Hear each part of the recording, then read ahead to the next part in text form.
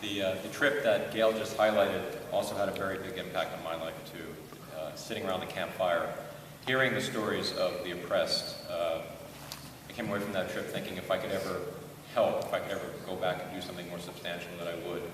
Of course, as Gail mentioned, that part of the world was very closed to outsiders, but it changed very quickly, and to live through that period was something extraordinary.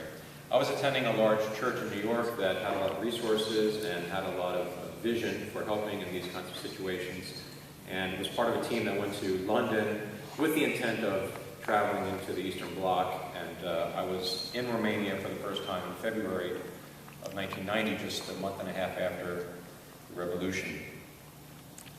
And what I found there far surpassed what I expected. I had some experience with Yugoslavia, Hungary, Poland by this point, but Romania was truly very poor. Lines for milk, lines for gasoline, supplies, lifestyle that was literally from 50 years in the past. And one of the things that we found there, the family that I stayed with brought me to the local hospital, and at that time it was permissible for children to be abandoned for one reason or another, mostly poverty. And when we saw the children's ward there, it really zeroed us in on one of the more substantial needs. So a little girl from the hospital stole my heart. Her name was Cosmina, and she was lame and mute, not because of a handicap or a birth defect of any kind, but simply because no one took her out of the crib. No one spent time with her, no one gave her love, attention, or touch. And this, we found out in time, was very common.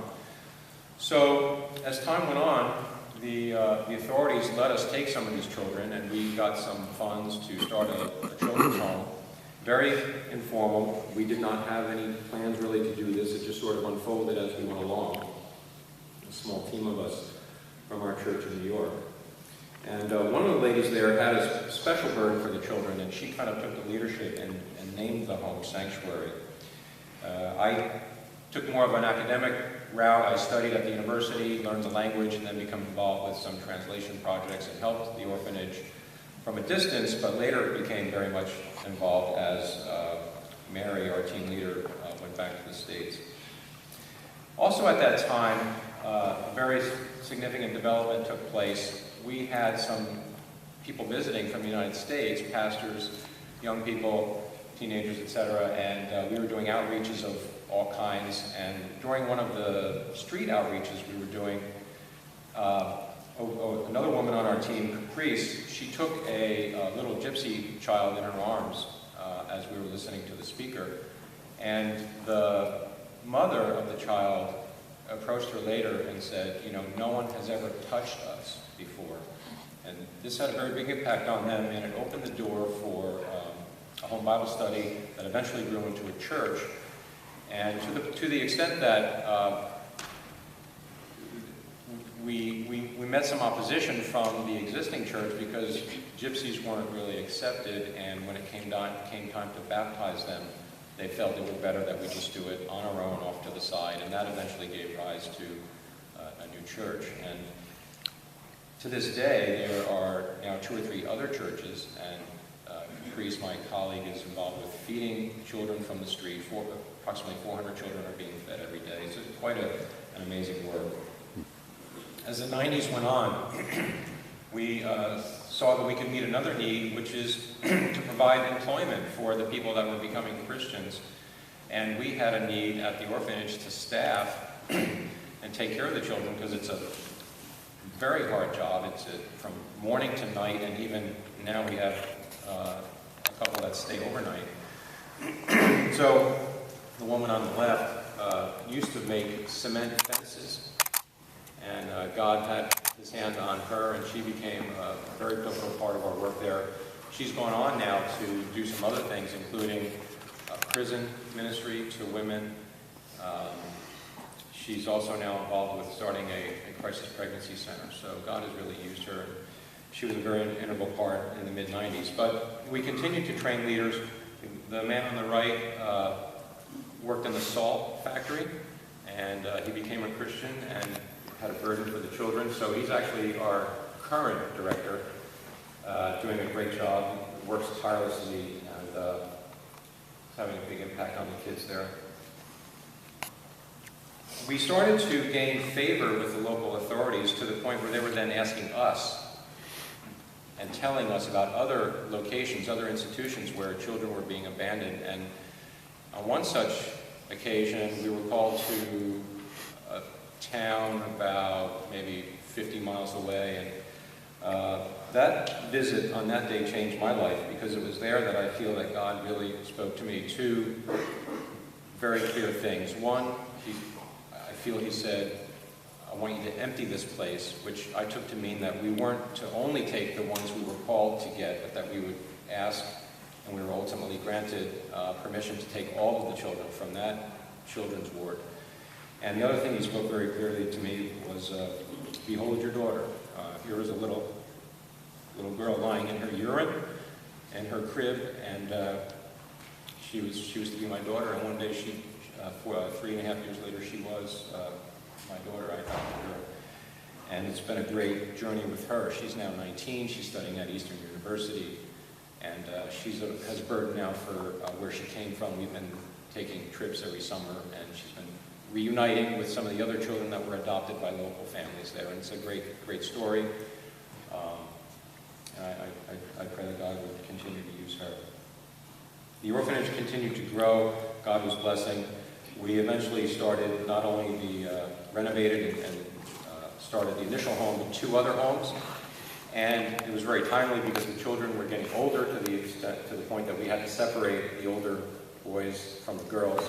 So we started a boys' home dedicated to the boys and a girls' home for the girls. And the original home today is the home for the little ones.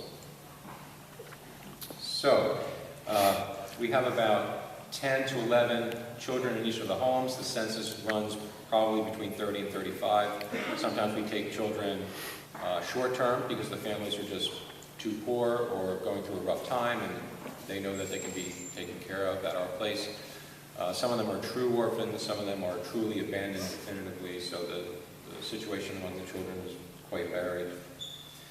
And the daily program, what do the kids do, right? So, well, they have school during the school year, and in the evening they have various youth programs. They're very much integrated into the local church that I mentioned. They love music. They practice their music non-stop. They're becoming quite good. They enjoy being part of the worship team at church. They have chores, their running responsibilities, as you might imagine. Sunday, when we can, we'd like to have a large meal together, all the children combined in the courtyard. And we also have a lot of, in the summertime anyway, camps, excursions, a lot of activities. The kids, as you might imagine, don't have very many opportunities to really see beyond the orphanage campus. So I'm hoping one day maybe some of you would join us for a summer and help with the excursions, take the kids either to a water park or to a football game or hiking in the mountains. Lots of opportunities, lots of fun that you can have, and you are cordially invited as of this moment to join us one summer, excuse me. The staff, we tend to do a lot with a little, so we have just a small staff that sometimes do double shifts. Another area where you might be able to help by volunteering, relieving some of the staff there by taking care of the kids. The couple on the left are our leaders, and the woman on the right stays at the home where the younger kids are.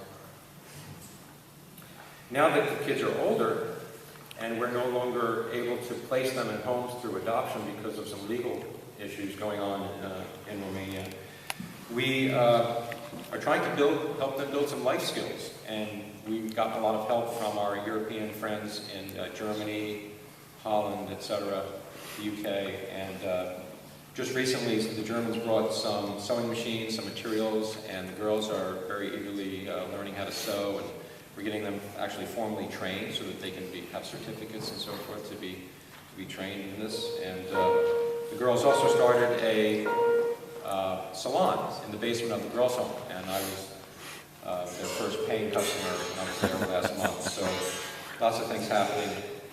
We tend to do a lot with a little, as I said. We have a very modest budget. The dollar continues to weaken against the euro, so we struggle sometimes meeting our needs.